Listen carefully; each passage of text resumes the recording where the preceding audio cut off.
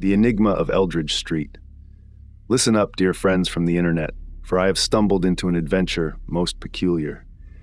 And before you jump to conclusions, let me clarify, I am not one to dabble in the unlawful or the forbidden. The mere thought of engaging in such antics sends my conscience into a frenzy, akin to the protagonist of Poe's The Telltale Heart.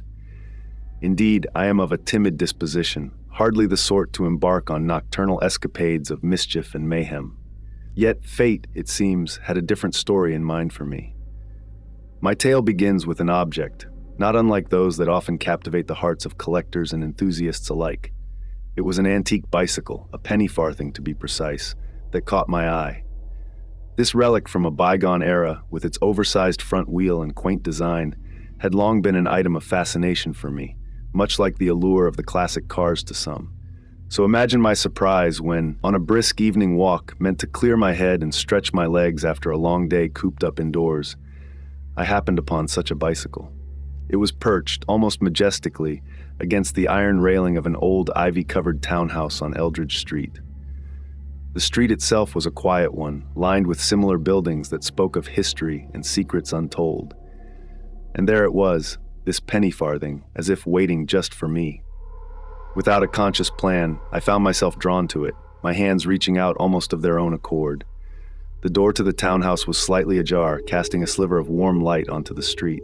My curiosity piqued. I peered inside, half expecting to be caught at any moment. But silence reigned, save for the distant echo of footsteps that seemed to fade as quickly as they had appeared. The bicycle, though seemingly abandoned, was in remarkable condition. Its frame gleamed under the streetlights, and the leather seat looked as if it had been cared for with a devotion that bordered on reverence. In a moment of reckless abandon, fueled by an inexplicable connection to this piece of history, I decided to take it for a ride. Just around the block, I reasoned, just to feel the wind against my face as the cyclists of yesteryear might have. No sooner had I mounted the bicycle and begun to pedal than a peculiar sensation overtook me. The night air seemed to grow thicker, the sounds of the city fading away until all that remained was the gentle creak of the bicycle beneath me. It was as if I had entered a bubble of time, detached from the modern world and floating through an era long past. And then, quite suddenly, I was no longer alone. A figure, clad in attire that seemed to echo the Victorian era, appeared beside me, pedaling a bicycle identical to mine. His presence was not menacing, but rather comforting, as if he was a guide of sorts, leading me through the shadows of history. We rode in silence, the city transforming around us. The modern facades melted away to reveal cobblestone streets and gas lamps, the air filled with the sounds of horse-drawn carriages and distant laughter. It was a glimpse into a past that felt both foreign and familiar, a dream from which I feared to wake. As abruptly as it had begun, the vision dissolved. I found myself back on Eldridge Street, the modern cityscape firmly in place. The figure beside me had vanished, leaving no trace behind, save for the lingering sense of an encounter that defied explanation. With a heart full of wonder and a mind swirling with questions, I returned the bicycle to its place by the townhouse. The door, which had been ajar, was now firmly shut, the light extinguished. The night had reclaimed its quiet, leaving no evidence of the journey I had taken. Yet, the adventure had left its mark upon me. I could not shake the feeling that I had touched something beyond the realm of the ordinary, a secret thread woven through the fabric of time. I returned home, my steps light with the thrill of the inexplicable. I knew then that I would not speak of this to anyone, for fear of disbelief or ridicule. But within the pages of my journal, I poured out the tale, a testament to the night when time stood still and history whispered in my ear. And so I urge you, dear reader, to keep an open heart and an inquisitive mind, for the world is filled with mysteries waiting to be uncovered, and sometimes all it takes is a step into the unknown to find them. The journey to return the locket, and perhaps to aid its owner, was fraught with uncertainty. Yet there was a magnetic pull towards resolution that I could not resist. The note within the locket had provided clues, but no clear path. It spoke of a place where past and present intersected, a locale steeped in personal history for the locket's owner. Determined, I began piecing together the puzzle. each clue leading me closer to understanding the significance of my mission. The first step was to trace the origins of the Pashley Princess Sovereign. Through diligent research and inquiries within cycling communities, I learned of a small, quaint village where the bike and its owner were well known. The village, nestled in the heart of the countryside, was said to be a haven of timeless beauty, where every street, every alley held a memory, a story waiting to be told. Upon my arrival, the village seemed to whisper secrets of days gone by, its cobblestone streets and ancient buildings a testament to a rich history. The locket, ever present in my pocket, felt alive, as if guiding me through this labyrinth of past lives.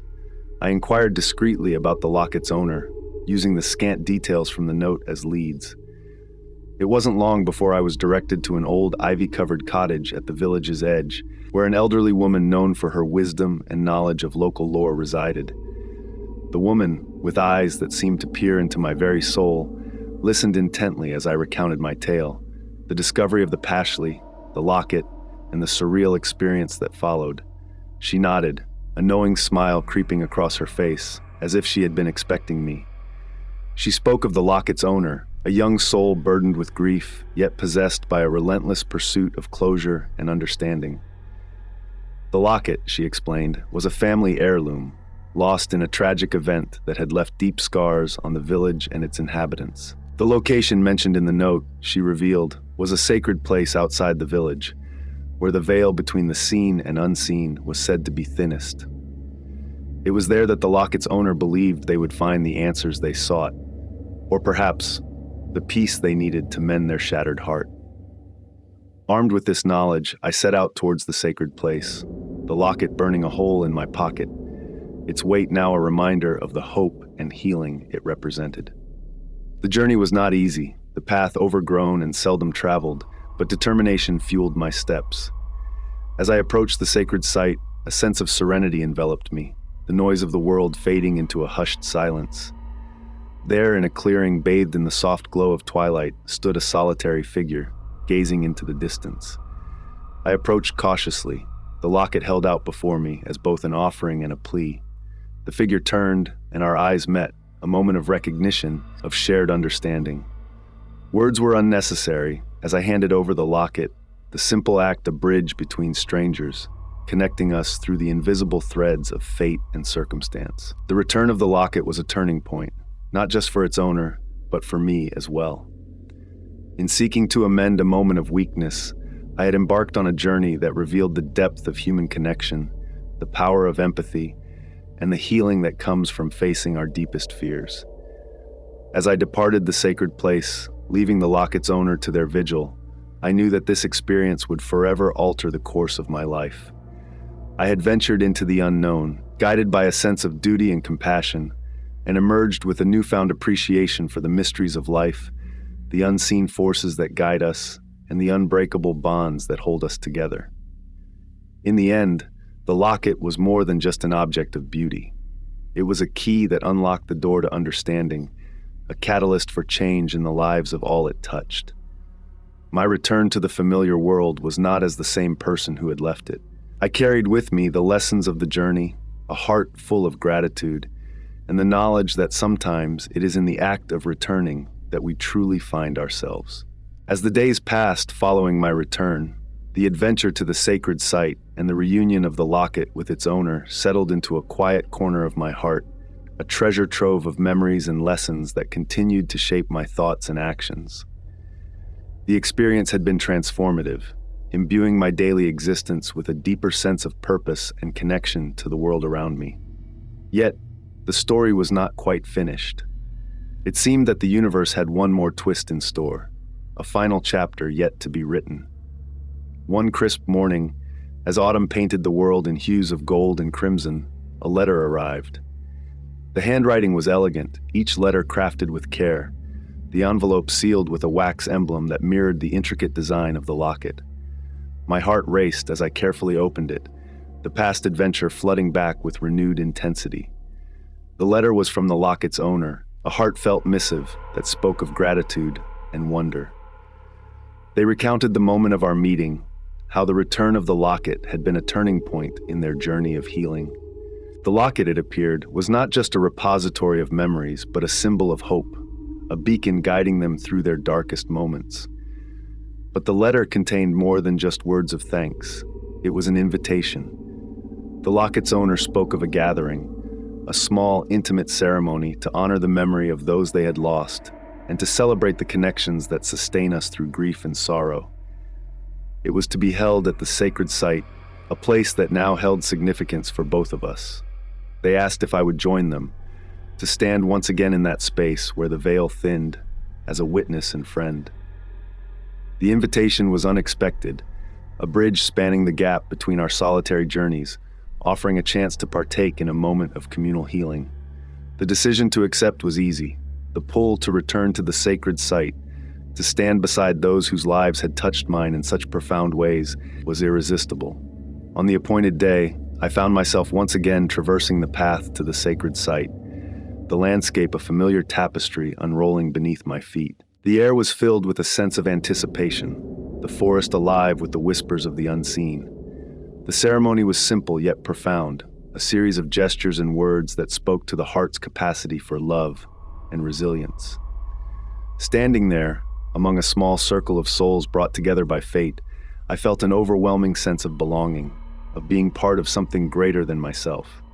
The locket, once a catalyst for adventure, had become a symbol of the interwoven lives and stories that form the fabric of our existence. As the ceremony concluded, the locket's owner approached me, their eyes shining with unspoken emotion. We exchanged few words, yet the gratitude and connection between us needed no articulation.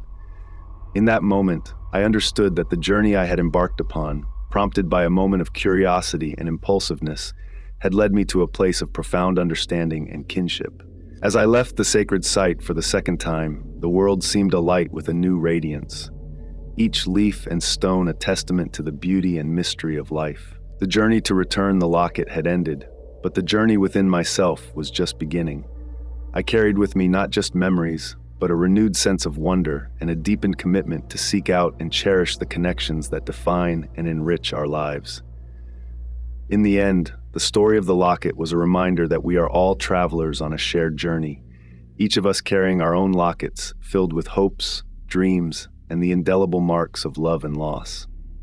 It taught me that even the smallest acts of kindness and understanding can ripple through the world in profound and unexpected ways, weaving a tapestry of connection that holds us together, guiding us through the darkness towards the light.